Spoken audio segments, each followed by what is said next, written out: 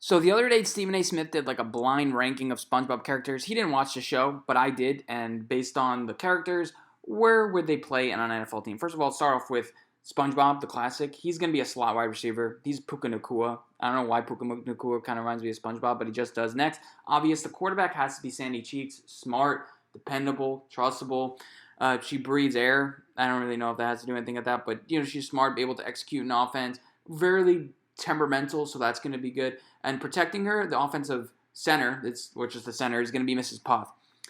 She can blow up, she can be big, but she's smart. She knows how to teach, and overall, I think she can execute the offense real well. Next, Mr. Krabs. I was trying to find out a spot for him. I chose offensive guard, even though he may not have the most rangy position. I found it really hard to figure out where to put him. The good thing is with his position is you're not going to have to pay him a lot of money. Like when he asks a lot of money, hey, you play guard, we can't pay you that much money, or just get off the team. And then Pearl, I put her at offensive tackle, although she has short arms.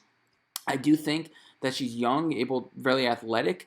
And plus working with Mr. Krabs on the left side, she'll be able to execute an offense, and the pairing will be pretty good. Next, Plankton.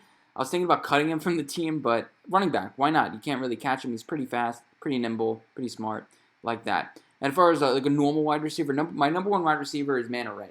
He has to be number one. He's quick, not the smartest guy, but just tell him to run deep, be like a DK Metcalf like that. And Squidward, long arms, he can block. He's going to be my tight end, although he's pretty gritty, and he has some musical talent. That has nothing to do with offensive play. And Gary, sorry, you're going to have to be cut. You're slow. Your performance in that race against Rocky wasn't good, and you kind of undermined the whole team. And my offensive coordinator is going to be Karen. She doesn't have any arms. She's smart, analytical. She seems like that. Now let's move on to the defense. My defensive coordinator is going to be Dirty Bubble. I think that's a great option. Really evil. He kind of reminds me of Bill Belichick.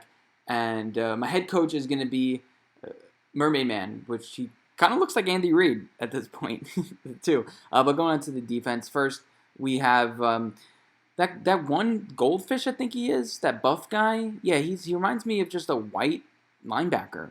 He could kind of do everything at the longest arms, but he's going to get the job done. Larry Lobster has to be on the edge. Myles Garrett, the claws, the hands, able to shed real quick, athlete. Again, strong, if I could say that one more time. Quarterback was tough.